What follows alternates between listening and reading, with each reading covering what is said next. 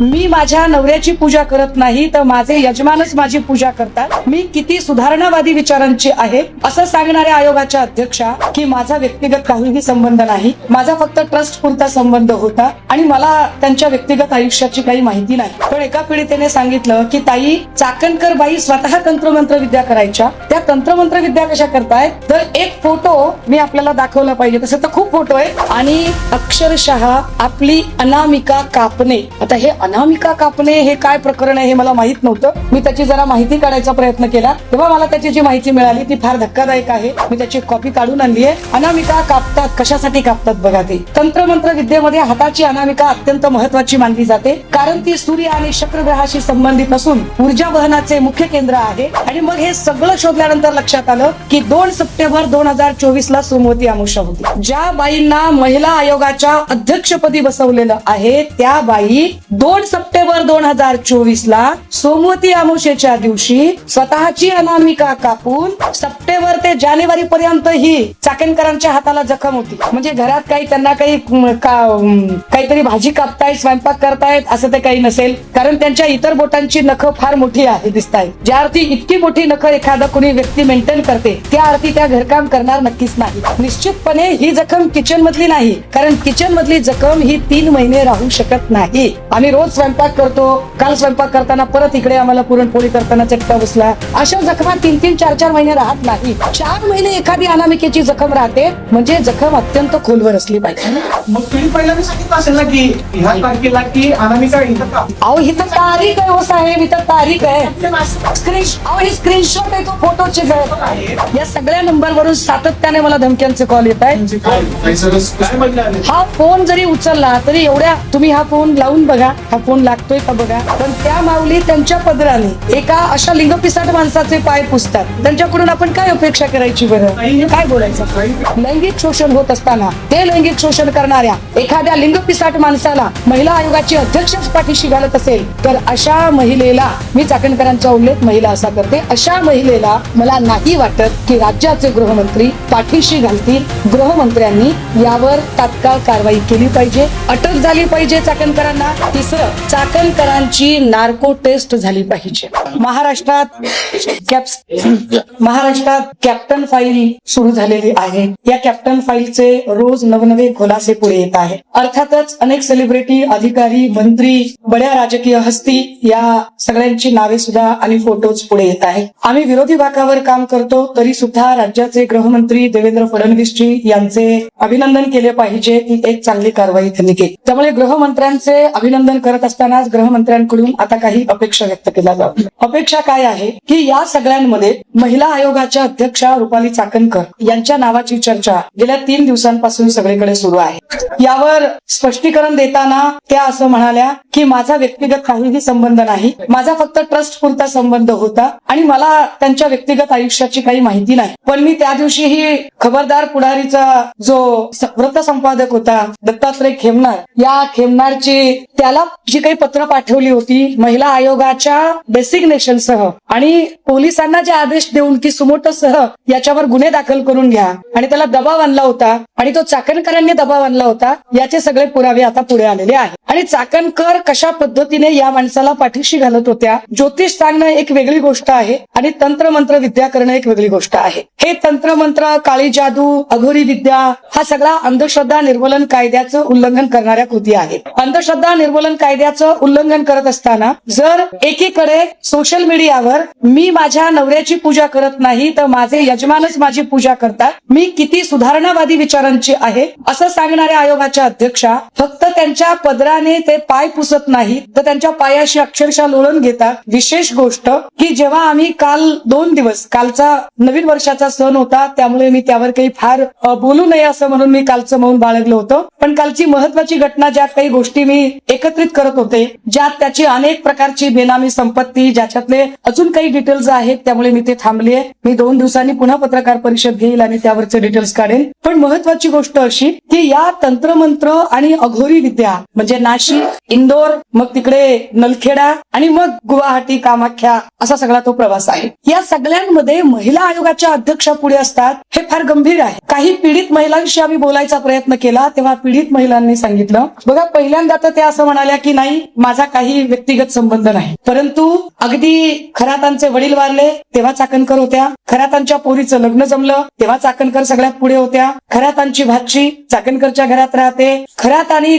चाकणकर यांचे फायनान्शियल काही डॉक्युमेंट्स तेही मी 2 दिवसात पुढे आणेन. पण या सगळ्यांमध्ये अत्यंत गंभीर आणि धक्कादायक गोष्ट जी मला काल कळली, मी पीडितांचं नाव इथं डिस्क्लोज करू शकत नाही, पण एका पीडितेने सांगितलं की ताई चाकणकर बाई स्वतः तंत्रमंत्र विद्या करायच्या, त्या तंत्रमंत्र विद्या कशा करतायत, तर एक फोटो मी आपल्याला दाखवला पाहिजे, तसे तर खूप फोटो आहेत पण जो ठळक फोटो आहे तो त्याची तारीख सह दाखवते आणि मग पुन्हा पुढे हा फोटो सगळ्यांनी बघितला, आपण सगळ्यांनी हा फोटो सगळ्यांनी बघितला, याचा अर्थ की सरेंडर करणे, की कशा पद्धतीने स्वतःचा सतसत विवेक हरवून त्या सरेंडर करतात. आता हे सरेंडर करून झाल्यानंतर त्या पुढे काय करतात की या सगळ्यांच्या मध्ये त्या म्हणाल्या की नाही आमचं काय, मला काही देणं घेणंच नाही, मी फक्त ट्रस्टवर होते. हा फोटो काल सगळ्यांनी बघितलेला आहे पण पुन्हा एकदा माध्यमांना दाखवला पाहिजे की हा फोटो हा फक्त ट्रस्टवर असणाऱ्या संचालकाचा फोटो आहे का. या फोटोवरून आम्ही त्यांचे खरातांशी असणारे कौटुंबिक संबंध काय आहेत काय नाही हे त्या सांगतील, आम्हाला त्याच्यातही जायचं नाही, मला त्याच्यावरही जायचं नाही. मला एका वेगळ्या गोष्टीकडे जायचंय की एका पीडितेने सांगितलं की चाकणकर स्वतः तंत्रमंत्र विद्या करत होत्या आणि अक्षरशः आपली अनामिका कापणे. आता हे अनामिका कापणे हे काय प्रकरण आहे हे मला माहित नव्हतं, मी त्याची जरा माहिती काढायचा प्रयत्न केला तेव्हा मला त्याची जी माहिती मिळाली ती फार धक्कादायक आहे. मी त्याची कॉपी काढून आणली आहे. अनामिका कापतात, कशासाठी कापतात बघा. ते तंत्रमंत्र विद्येमध्ये हाताची अनामिका अत्यंत महत्वाची मानली जाते, कारण ती सूर्य आणि शुक्र ग्रहाशी संबंधित असून ऊर्जा वहनाचे मुख्य केंद्र आहे. या बोटाचा वापर मुख्यत्वे मंत्राचा प्रभाव वाढवण्यासाठी, विशिष्ट मुद्रा करण्यासाठी किंवा एखाद्या व्यक्तीला वशीभूत करण्यासाठी केला जातो. या बोटाद्वारे ऊर्जा शरीरात प्रवाहित किंवा शोषित केली जाऊ शकते. कशी, तर परत तंत्रमंत्र विद्येच्या लोकांनी सांगितलंय की हे बोट सूर्य म्हणजे यश आणि शुक्र म्हणजे आकर्षण यांच्याशी जोडलेले आहे, ज्यामुळे मंत्रोच्चाराद्वारे एखाद्याला आकर्षित करणे आणि यश प्राप्त करणे असा या तंत्रमंत्र विद्येचा अर्थ आहे. त्यांनी सांगितलं की ताई हे विशिष्ट वेळेला करतात. कधी करतात, हे सोमवती अमावस्येला करतात. हे सोमवती, आम्हाला इतकं काही त्याच्यातलं नॉलेज माहित नव्हतं. आणि मग एक फोटो एका माऊलीने पाठवला, याचा स्क्रीनशॉट बघा, याच्यात तारीख आहे खाली 12 सप्टेंबर 2024. फोटो जर नीट, मी आपल्या सगळ्यांना याची सॉफ्ट कॉपी देईल. इथे एक मोठं बँडेज दिसतंय, चाकणकरांच्या अनामिकेला एक मोठं बँडेज आहे. मी याच्या अलीकडचा पण एक फोटो आहे 9 सप्टेंबरचा. 9 सप्टेंबरला त्या एका कार्यक्रमात बोलताना दिसतात आणि या सगळ्यांच्या तारखा आहेत. हे बघा, इथे सुद्धा बँडेज आहे. हा 9 सप्टेंबरचा फोटो आहे, हा 12 सप्टेंबरचा फोटो आहे. मला कळेना की हा सप्टेंबरचा दिवस कसा आहे. आणि मग हे सगळं शोधल्यानंतर लक्षात आलं की 2 सप्टेंबर 2024 ला सोमवती अमावस्या होती. ज्या बाईंना महिला आयोगाच्या अध्यक्षपदी बसवलेलं आहे त्या बाई 2 सप्टेंबर 2024 ला सोमवती अमावस्येच्या दिवशी स्वतःची अनामिका कापून अशा पद्धतीची तंत्रमंत्र विद्या करतात असं पीडित महिला सांगतात. आणि ही जखम किती दिवस होती, म्हणजे जखम किती मोठी असू शकते बघा. याच्यात तारखा आहेत, कारण हे स्क्रीनशॉट सकट आहे. याच्यातल्या जर तारखा बघितल्या तर साधारणतः 20 डिसेंबरचा पुन्हा फोटो आहे. मग जखम छोटी छोटी झाली. हे बघा, इथे बँडेज आहे, याच्या मी सॉफ्ट कॉपी देईन आपल्याला. त्याच्यानंतर 28 डिसेंबरला जखम अजून छोटी झाली. सप्टेंबर ते जानेवारी पर्यंत ही चाकणकरांच्या हाताला जखम होती. अशाच पद्धतीची जखम अजून एका व्यक्तीला होती, पण त्याचे फोटो अजून आले नाहीत, तेही फोटो मी काढेन. हे गंभीर आहे. अशा पद्धतीने महिला आयोगाच्या अध्यक्षा जर तंत्रमंत्र विद्यांमध्ये असतील आणि पीडित सांगते की हे आमच्या समोर घडलेलं आहे, हे आमच्या समोर झालेलं आहे. आता जर असं सगळं असेल हे चित्र, हे फोटो खूप आहे, हे बँडेज क्लिअर कट दिसतात, असंख्य फोटो आहेत, त्याच काळातले आहेत सगळे. याच्या तारखा जाणीवपूर्वक स्क्रीनशॉट का दिलेले आहेत, कारण याच्या तारखा आहेत खाली. आता हे सगळं जर बघितलं, इथे पण एक फोटो आहे, इथे सुद्धा बँडेज आहे. आता आमचं असं म्हणणं आहे की ज्याला प्राईम फेज मध्ये क्रिमिनल कॉन्स्पिरन्सीचा भाग म्हटलं जातं, एखादा गुन्हा करताना त्याच्यातला सक्रिय सहभाग.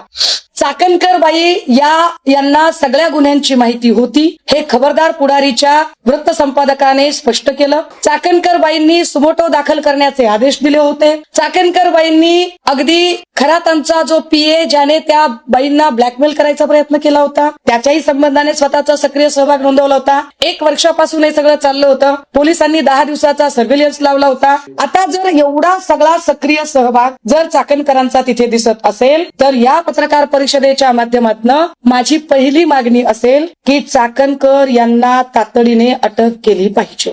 दुसरी मागणी काय आमची, चाकणकरांची, ज्याला आपण कन्फ्रंटल एन्क्वायरी म्हणतो, समोरासमोर बसून, ही कन्फ्रंटल एन्क्वायरी ती झाली पाहिजे. तिसरं, चाकणकरांची नार्को टेस्ट झाली पाहिजे. कारण प्रश्न अनेक महिलांच्या इब्रतीचा प्रश्न आहे, अनेक महिलांचं लैंगिक शोषण झालेलं आहे. आणि अशा पद्धतीने जर तंत्रमंत्र विद्येमध्ये जर स्वतः चाकणकर गुंतलेले आहेत असं पीडित सांगत असतील आणि त्याचे असे धक्कादायक फोटो जर येत असतील तर चाकणकरांची नार्को टेस्ट होणं गरजेचं आहे. पण चाकणकरांना अटक करताना आणि नार्को टेस्ट होताना चाकणकर ज्या पदावर आहेत त्या पदाच्या गौरव गरिमेचा विचार करता त्या पदावरून त्यांना आधी बाजूला करावं लागेल. आणि त्यासाठी म्हणून ही पत्रकार परिषद फक्त हेच स्पष्ट करण्यासाठी की रुपाली चाकणकर फरार होण्याच्या आधी रुपाली चाकणकर या, कारण त्या अनेक पद्धतीने त्यांचं पॉलिटिकल प्रेशर वापरू शकतात. हे कॅप्टन खरात प्रकरणात मागच्या वर्षभरात अनेक वेळा सिद्ध झालेलं आहे. मागच्या वर्षभरात अनेक वेळा अनेक लोकांना त्यांनी ज्या पद्धतीने आपल्या पदाचा दुरुपयोग करत तिथे दबाव आणण्याचा प्रयत्न केलेला आहे. चाकणकर आणि खरात यांचे सीडीआर सुद्धा तपासले जावे. कारण काही पीडित असं म्हणतात की रात्री 2-2 वाजता चाकणकर आम्हाला फोन करून धमक्या देत होत्या. काही पीडितांचं असं म्हणणं आहे की चाकणकर आमच्यावर प्रचंड दबाव आणत होत्या. त्यामुळे चाकणकरांचे सीडीआर तपासणं अत्यंत गरजेचं आहे की चाकणकर आणि कॅप्टन खरात यांचं कोणत्या वेळी किती वेळा बोलणं झालं. ते सीडीआर यासाठी सुद्धा गरजेचे आहेत की चाकणकर यांनी खरातांना वाचवण्यासाठी काही पोलीस अधिकारी किंवा काही नेते मंडळी यांच्याशी कॉन्टॅक्ट केला का? खरातने काही लोकांशी कॉन्टॅक्ट केलेला आहे का? खरातने काही लोकांना मदत मागितलेली आहे का? या सगळ्याच गोष्टी. अजून महत्वाची गोष्ट, मला याची कल्पना आहे की पोलीस यामध्ये कुणालाही, आम्हाला आता अशी आशा वाटते की पोलीस यात कुणालाही सोडणार नाही. पण पोलिसांनी इतकीच अजून एक महत्वाची जबाबदारी येते, ती आर्थिक गुन्हे शाखेची. ईडी या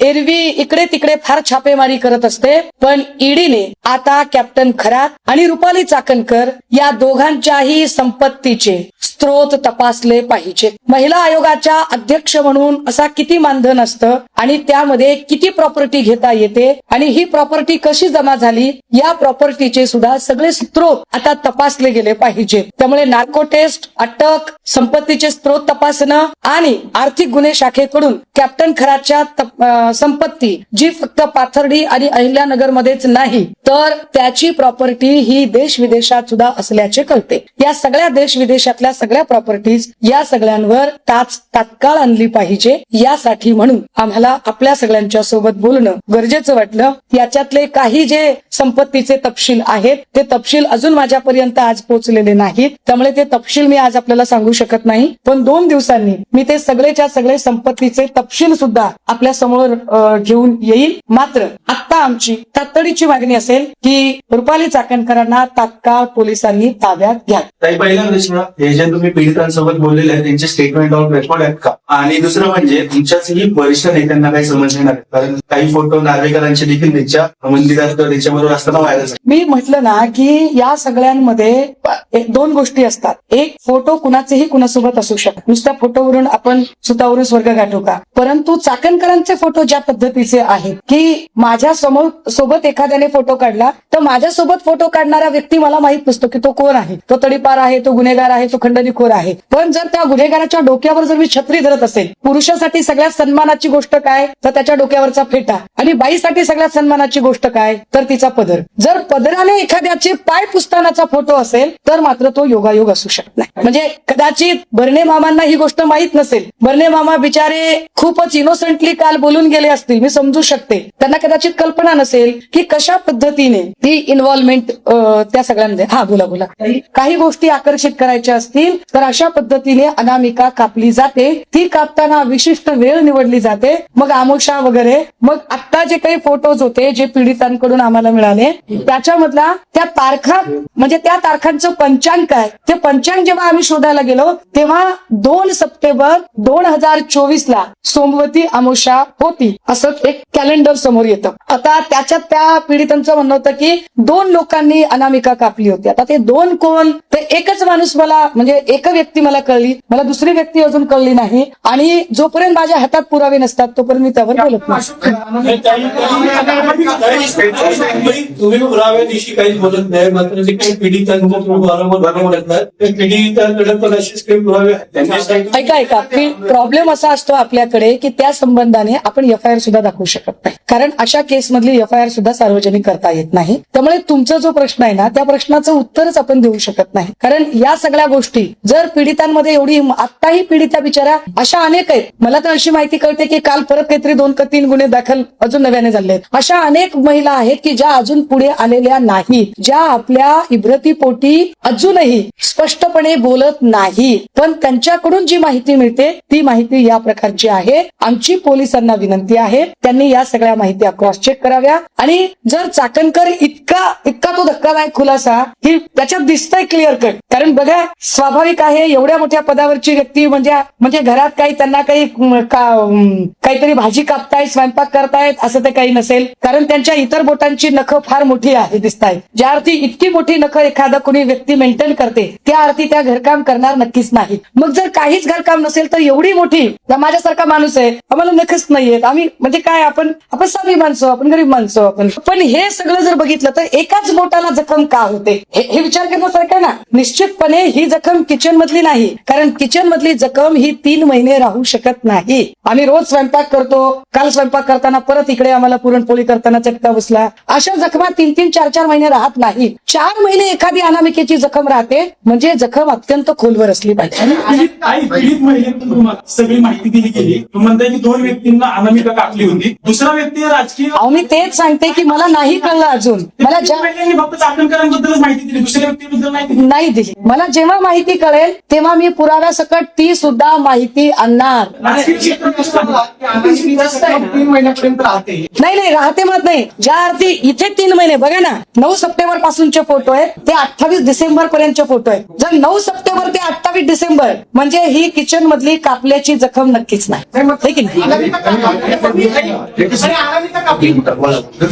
त्याचा काही विधी वगैरे असतो, त्याचा विधी असेल नसेल मला काही माहित नाही, किंवा त्याचं काय असतं मला माहित नाही, परंतु या सगळ्या तंत्रमंत्रामध्ये अहो स्पष्टीकरण तर त्यांनी काल हे पण दिलं की माझा फक्त ट्रस्ट पुरता संबंध होता, माझे व्यक्तिगत काही देणं घेणं नव्हतं. पण व्यक्तिगत देणं घेणं नव्हतं असं जरी त्या म्हणाल्या तरी सुद्धा त्यांनी कशा पद्धतीने मागच्या वर्षभरापासून हे प्रकरण दाबायचा प्रयत्न केला त्याची कागदपत्र आली ना पुढे. तुम्ही चाकणकरांवर टीका करताना ही जी ट्रस्ट आहे. एक minute let me clear you. मी ही टीका करत नाहीये. हा जो आज जो मुद्दा म्हणते हा मुद्दा पक्षीय राजकारणाच्या पलीकडचा आहे, कृपया समजून घ्या. कारण याच्यामध्ये जर एवढ्या सगळ्या महिलांचं लैंगिक शोषण झालं असेल तर याला पक्षीय राजकारणाच्या पलीकडे जाऊन बघावं. आणि अनेक महिलांच्या जीवाचा प्रश्न आहे. कदाचित काही बायकांनी आत्महत्या सुद्धा केली असण्याची शक्यता नाकारता येत नाही. बाकीचे पण आहेत ना त्या ट्रस्टवरती, त्यांची देखील माहिती घेणं गरजेचं असं मला वाटते का? कारण ती 9 जणांची ट्रस्ट आहे टोटल. त्या 9 जणांपैकी अजून कोणी राजकीय बॅकग्राऊंड असलेला त्या ट्रस्टमध्ये एवढी फक्त माहिती मिळते की त्या ट्रस्ट मधली एवढी एक माहिती मिळते की अजून 2 अशी नावं होती की जी आधी ट्रस्टवर होती. मी त्यांची माहिती घेते आणि ती नंतर जेव्हा विरोधात जात आहेत असं कळलं तेव्हा ती नावं बदलली गेली आणि नवीन नावं आणली गेली. त्याच्यामध्ये अनेक नावं, मी म्हटलं ना की माझ्याकडे त्या नावांची यादी सुद्धा आहे, मात्र त्याला आधार देणारे डॉक्युमेंट जोपर्यंत माझ्याकडे येत नाही तोपर्यंत मी ती नावं डिस्क्लोज करू शकणार नाही. माझ्याकडे असलेल्या पुराव्यांच्या शिवाय मी एकही शब्दाची अधिकची माहिती शेअर करणार नाही. जो विमान अपघात झाला त्याच्यावर आता अमोल मिटकरींनी प्रश्न उपस्थित केलाय की बारामतीतल्या घराबाहेर आणि मुंबईतल्या घराबाहेर जादू टोण्याचे मुद्दे आपटले होत्या. दादांच्या विमान अपघातामागे कोणाचा काय हात आहे का, किंवा मला याच्या संबंधाने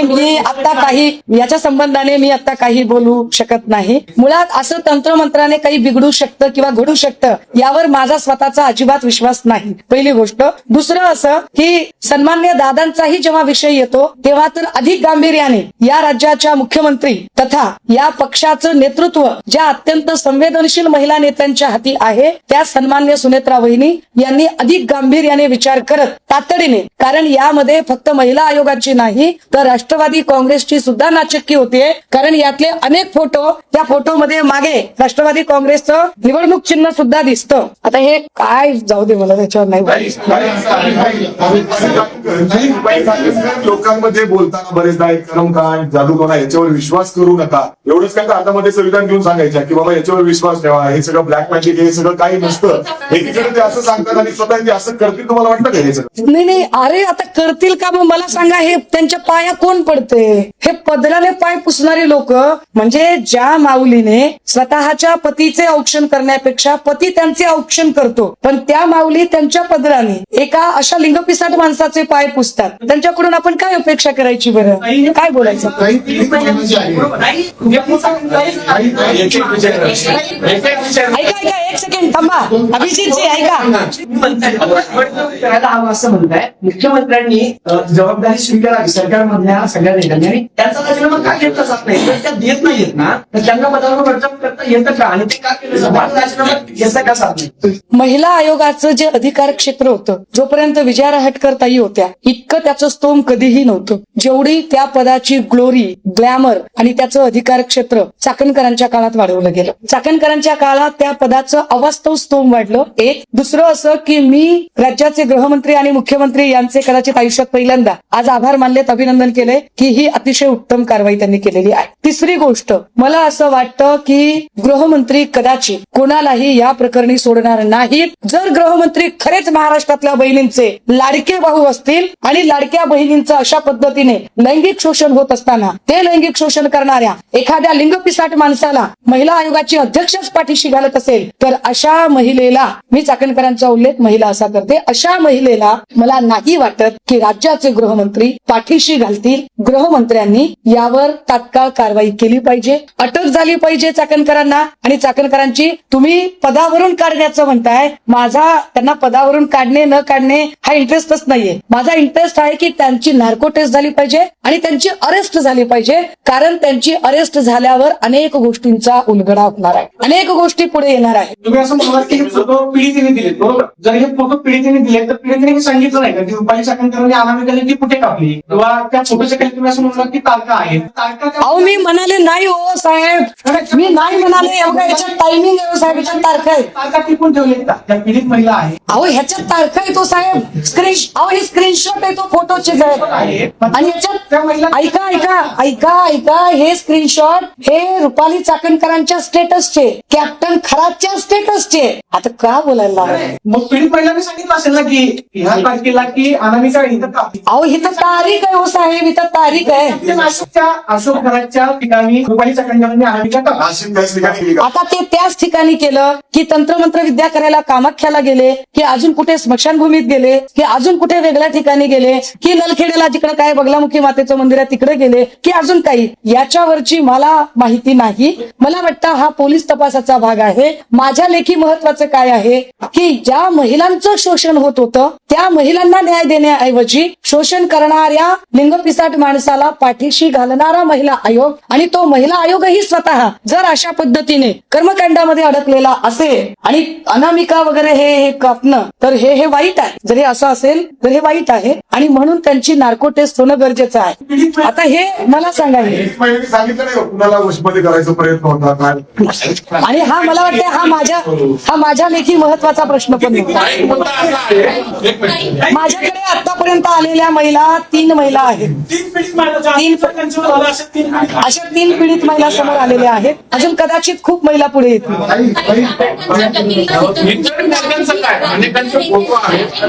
काही फोटो समोर आले होते इतर राजकीय नेत्यांचा, त्यांचाही काही संबंध आहे, पुरावे तुमच्याकडे आले? ताई, या प्रकरणामध्ये माझ्या पक्षाचा जरी नेता कुणी असेल तर त्याची सुद्धा गय केली जाऊ नये, कारण हा प्रश्न महिलांच्या अस्मितेचा आहे, हा प्रश्न लेकीबाळींच्या इब्रतीचा आहे. या प्रश्नाच्या आड कुठल्याही पक्षाचं पक्षीय राजकारण येता कामा नये, ही ठाम भूमिका आहे माझी.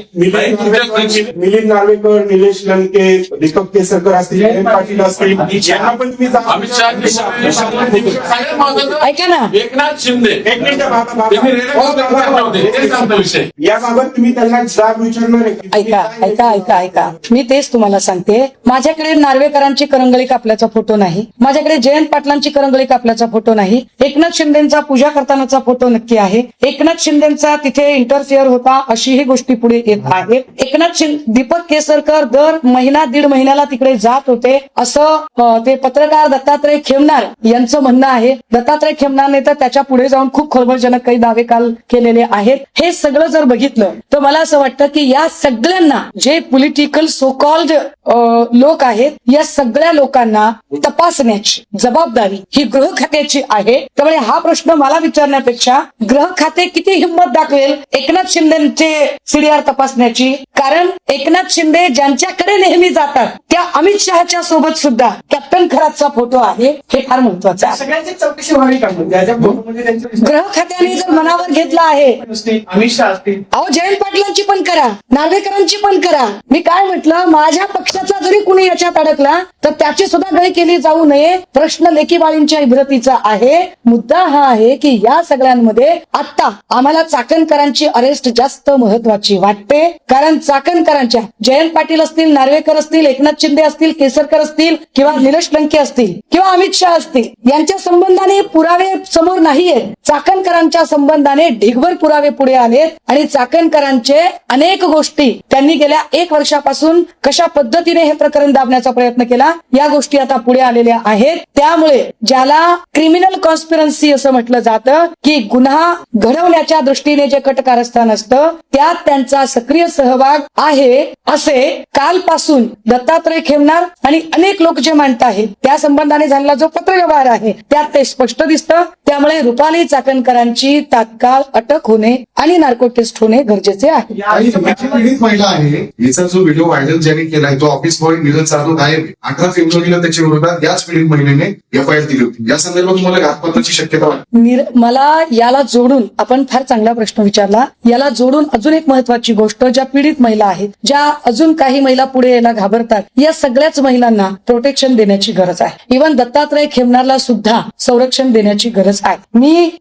मी विसरले असते मगापासून, मी सगळे फोन नंबर शेअर करते. मी इथे येईपर्यंत, मी पत्रकार भवनला येईपर्यंत मला 8 वेगवेगळ्या नंबरवरून धमक्यांचे कॉल आहेत आणि ते सगळे नंबर मी आपल्यासोबत शेअर करायला तयार आहे. हे सगळेच्या सगळे नंबर हे स्पॅम दाखवत आहेत आणि मी ते सगळे ब्लॉक केले. या सगळ्या नंबरवरून सातत्याने मला धमक्यांचे कॉल येत आहेत. म्हणजे काय हा फोन जरी उचलला तरी एवढ्या, तुम्ही हा फोन लावून बघा, हा फोन लागतोय का बघा. मी नंबर तुम्हाला सगळ्यांना देते आणि तो इतक्या वाईट पद्धतीने याच्यातली भाषा होती की ते शब्द जरी आपण ऐकले तरी आपण ते शब्द सहन करू शकणार नाही आणि ते पटकन नाही. आत्ताचा फोन ओळखीचा आहे. तर हे सगळे नंबर, याच्यातले खूप सारे नंबर आहेत. मी याला बघा काय नंबर आहे, 77 14 55 66 50 हा एक नंबर आहे. नंबर एक पुन्हा एकदा सांगू का? हॅलो, आता एखादा अजून तसाच कॉल असेल तर आता फोनलाच लावला असता. दुसरा नंबर आहे 77 14 55 66 46.